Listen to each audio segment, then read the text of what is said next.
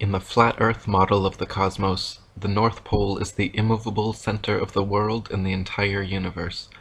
Polaris, the North Star, sits straight over the North Pole at the highest point in the heavens, and like a slowly rotating planetarium dome, all the celestial bodies revolve around Polaris and over the Earth once per day.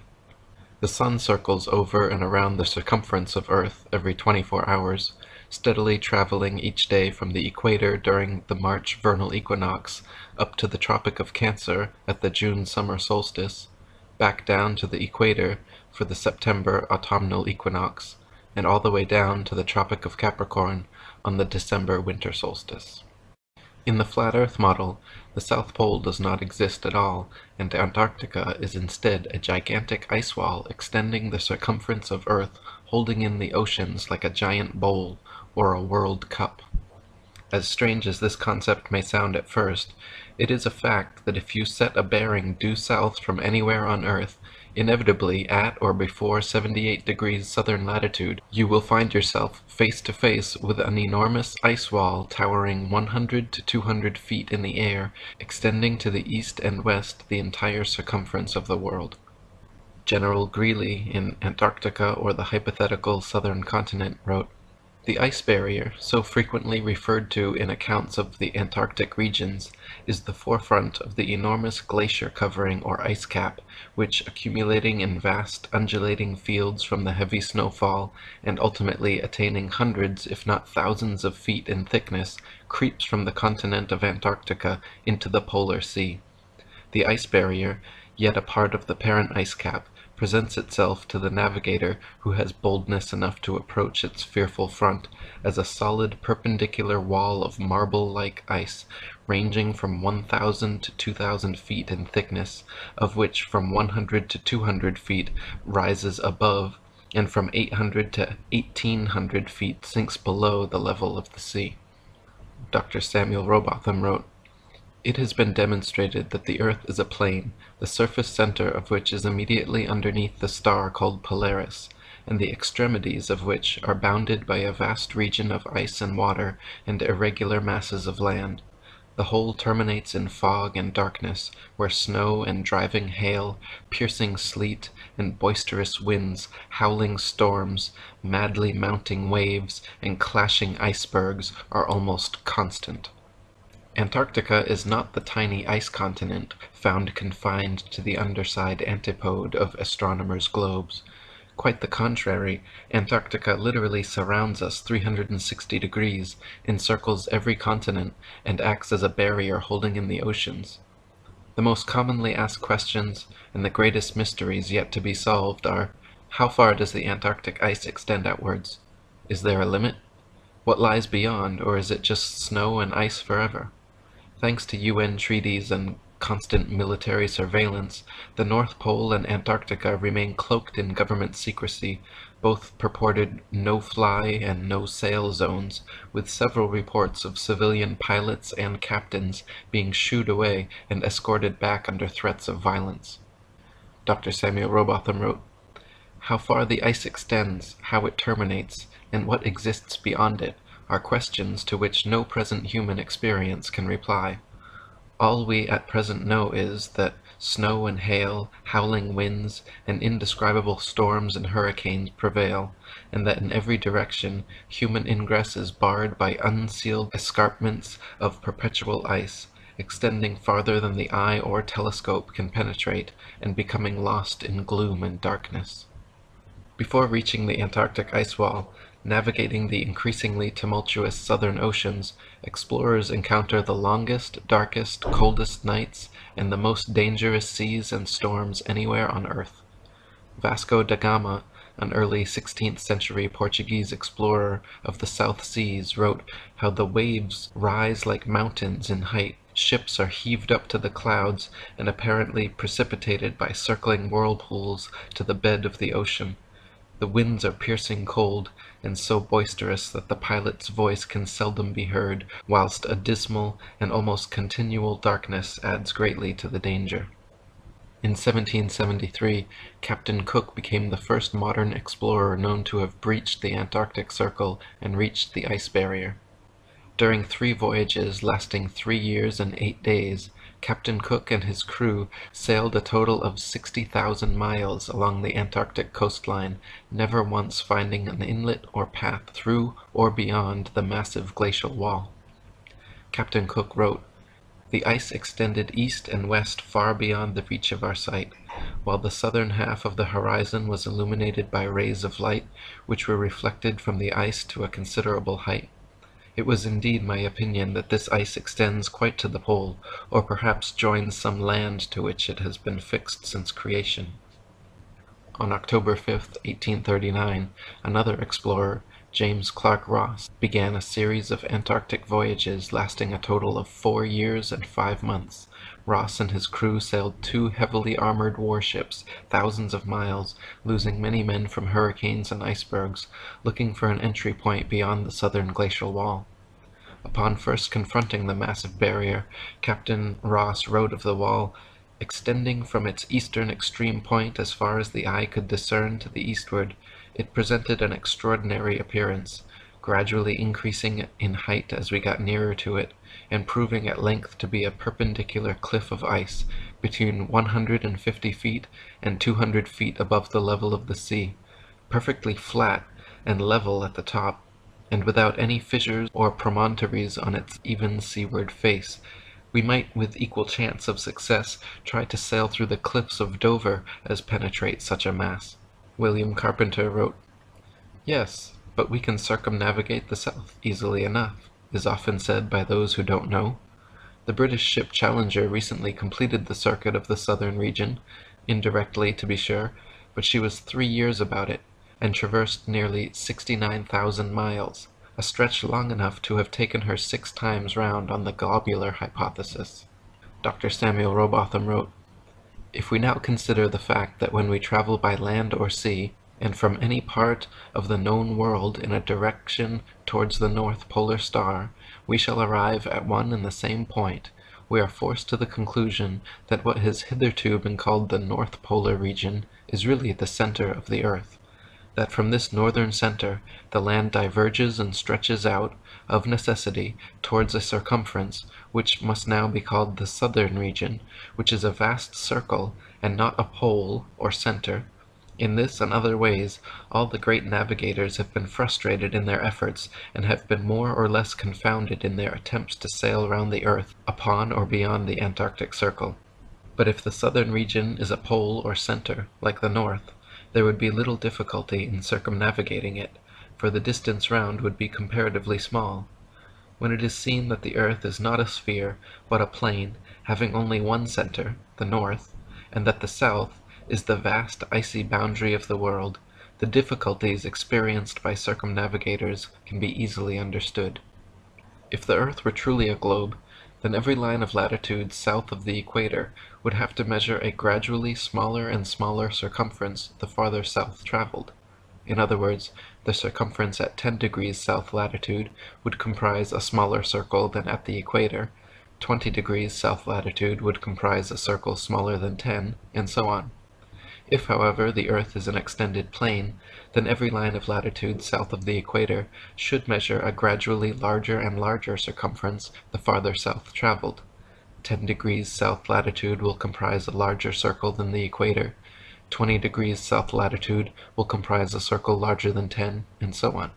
Likewise, if the earth were a globe, lines of longitude would bubble out at the equator while converging at the poles, whereas if earth is an extended plane, lines of longitude should simply expand straight outwards from the North Pole. So which is actually the case? David Wardlaw Scott wrote, "Upon the principle as taught by Scripture and common observation that the world is not a planet but consists of vast masses of land stretched out upon level seas, the north being the center of the system, it is evident that the degrees of longitude will gradually increase in width the whole way from the north center to the icy boundary of the great southern circumference, in consequence of the difference between the actual extent of longitudes and that allowed for them by the nautical authorities, which difference, at the latitude of the Cape of Good Hope, has been estimated to amount to a great number of miles. Many shipmasters have lost their reckoning, and many vessels have been wrecked. Ship captains who have been educated in the globular theory know not how to account for their getting so much out of their course in southern latitudes, and generally put it down to currents. But this reason is futile, for although currents may exist, they do not usually run in opposite directions, and vessels are frequently wrecked whether sailing east or west. During Captain James Clark Ross's voyages around the Antarctic circumference, he often wrote in his journal, perplexed at how they routinely found themselves out of accordance with their charts, stating that they found themselves an average of 12 to 16 miles outside their reckoning every day, some days as much as 29 miles. Lieutenant Charles Wilkes commanded a United States Navy exploration expedition to the Antarctic from August 18, 1838 to June 10, 1842. Almost 4 years spent exploring and surveying the Southern Ocean. In his journals, Lieutenant Wilkes also mentioned being consistently east of his reckoning, sometimes over 20 miles in less than 18 hours. Dr. Samuel Robotham wrote, "The commanders of these various expeditions were, of course, with their education and belief in the earth's rotundity, unable to conceive of any other cause for the differences between log and chronometer results than the existence of currents. But one simple fact is entirely fatal to such an explanation, that when the route taken is east or west, the same results are experienced. The water of the southern region cannot be running in two opposite directions at the same time, and hence, although various local and variable currents have been noticed, they cannot be shown to be the cause of the discrepancies so generally observed in high southern latitudes between time and log results. The conclusion is one of necessity, forced upon us by the sum of the evidence collected that the degrees of longitude in any given southern latitude are larger than the degrees in any latitude nearer to the northern center, thus proving the already more than sufficiently demonstrated fact that the earth is a plane, having a northern center, in relation to which degrees of latitude are concentric, and from which degrees of longitude are diverging lines, continually increasing in their distance from each other as they are prolonged towards the great glacial southern circumference." Rev. Thomas Milner wrote, "In the southern hemisphere, navigators to India have often fancied themselves east of the Cape when still west, and have been driven ashore on the African coast, which, according to their reckoning, lay behind them. This misfortune happened to a fine frigate, the Challenger, in 1845. How came Her Majesty's ship Conqueror to be lost? How have so many other noble vessels, perfectly sound, perfectly manned, perfectly navigated, been wrecked in calm weather, not only in dark night or in a fog, but in broad daylight and sunshine, in the former case upon the coasts, in the latter upon sunken rocks, from being out of reckoning, under circumstances which until now have baffled every satisfactory explanation? The equatorial circumference of the supposed ball earth is said to be 24,900 statute, or 21,600 nautical miles. A nautical mile is the distance following the supposed curvature of the earth from 1 minute of latitude to the next. A statute mile is the straight line distance between the two, not taking into account Earth's alleged curvature. The Australian Handbook Almanac Shippers and Importers Directory states that the distance between Sydney and Nelson is 1,400 nautical or 1,633 statute miles. Allowing a more than sufficient 83 miles as the distance for rounding Cape Farewell and sailing up Tasman Bay to Nelson leaves 1,550 statute miles as the straight-line distance from the meridian of Sydney to the meridian of Nelson. Their given difference in longitude is 22 degrees, 2 minutes, 14 seconds. Therefore, if 22 degrees, 2 minutes, 14 seconds out of 360 is 1,550 miles, the entirety measures 25,182 miles. This is larger than the Earth is said to be at the equator, and 4,262 miles greater than it would be at Sydney's southern latitude on a globe of said proportions. 1/360th part of 25,182 gives 70 miles as the distance between each degree of longitude at Sydney's 34° southern latitude. On a globe 25,000 miles in equatorial circumference, however, degrees of longitude at 34° latitude would be only 58 miles, a full 12 miles per degree less than reality. This perfectly explains why Ross and other navigators in the deep south experienced 12-plus mile daily discrepancies between their reckoning and reality. The farther south traveled, the farther the divide. Dr. Samuel Robotham wrote, "From near Cape Horn, Chile, to Port Phillip in Melbourne, Australia, the distance is 9,000 miles. These two places are 143 degrees of longitude from each other. Therefore the whole extent of the Earth's circumference is a mere arithmetical question. If 143 degrees make 9,000 miles, what will be the distance made by the whole 360 degrees into which the surface is divided?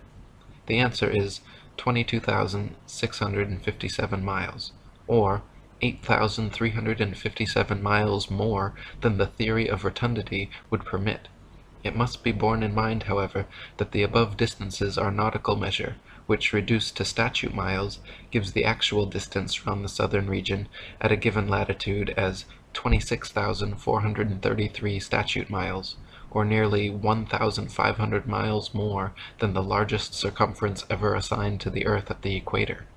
Similar calculations made from the Cape of Good Hope, South Africa, to Melbourne, Australia, at an average latitude of 35.5 degrees south, have given an approximate figure of over 25,000 miles, which is again equal to or greater than the Earth's supposed greatest circumference at the equator. Calculations from Sydney, Australia to Wellington, New Zealand, at an average of 37.5 degrees south, have given an approximate circumference of 25,500 miles, greater still. According to the ball Earth theory, the circumference of the Earth at 37.5 degrees southern latitude should be only 19,757 statute miles, almost 6,000 miles less than such practical measurements. Dr. Samuel Robotham wrote, "The above calculations are, as already stated, only approximate, but as liberal allowances have been made for irregularities of route, etc., they are sufficiently accurate to prove that the degrees of longitude, as we proceed southwards, do not diminish, as they would upon a globe, but expand or increase, as they must if the Earth is a plane, or, in other words, the farthest point, or greatest latitude south, must have the greatest circumference and degrees of longitude." And William Carpenter wrote, "Parallels of latitude only, of all imaginary lines on the surface of the earth, are circles, which increase progressively from the northern center to the southern circumference. The mariner's course in the direction of any one of these concentric circles is his longitude, the degrees of which increase to such an extent beyond the equator, going southwards, that hundreds of vessels have been wrecked because of the false idea created by the untruthfulness of the charts and the globular theory together, causing the sailor to be continually getting out of his reckoning. With a map of the earth in its true form, all difficulty is done away with, and ships may be conducted anywhere with perfect safety. This, then, is a very important practical proof that the earth is not a globe." I phoned up Antarctica. There's like a tourist umbrella you have to go through, and I sort of said, "Oh, I've got loads of money. I've got boats in Hawaii and India," which I don't. And me and some friends were going to hack down to Antarctica and walk across it.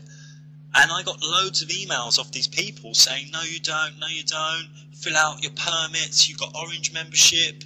And fill out this. Why are you coming?" I got like totally hammered just for saying I'm coming to Antarctica.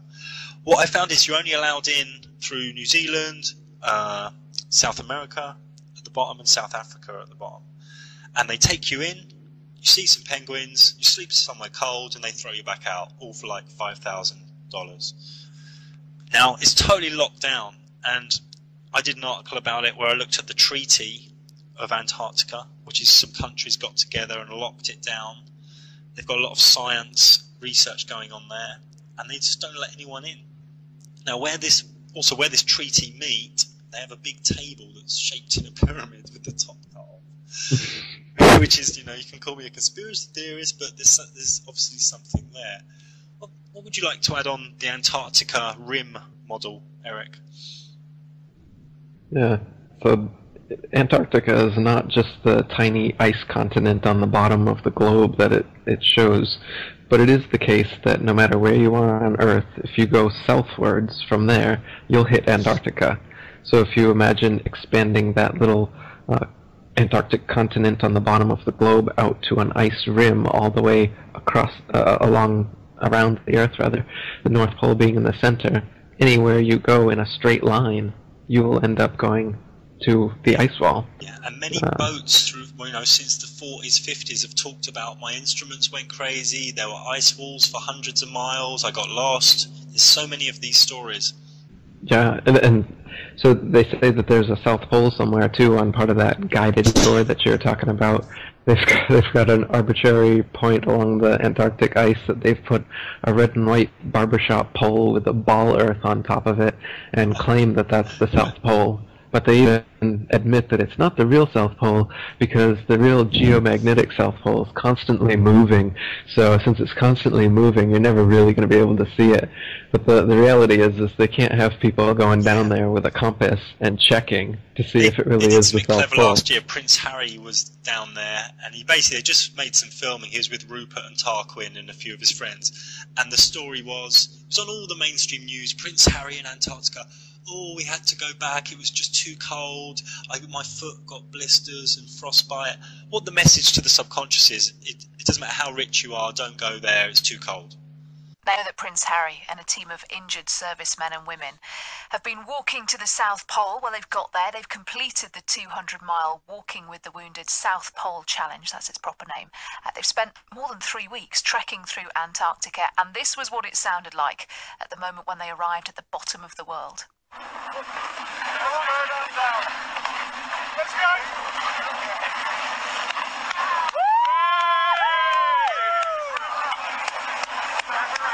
It sounds quite restrained, doesn't it, after all that effort? Well, they spent 20 hours in a cold chamber. This was the prince and the other competitors who were with him to prepare for the conditions that they were going to find down there. The expedition was supposed to be a race. You might remember it being billed that way before it started, but the weather became so bad as they went along that they scrapped the competitive side of things and just joined up as one big team instead. And this was how Harry reacted after completing the mission. We're here, we made it. It's Friday 13th. We've had so many things go against us. We've had beautiful weather, but bad weather before, and bad terrain and injuries and stuff like that. But everyone's made it, all 12 of them, the whole group of 20, whatever it is. But the 12 wounded soldiers have made it. Couldn't have made it without everyone's help, especially back home. The founders, Ed and Simon as well. But everyone is so happy.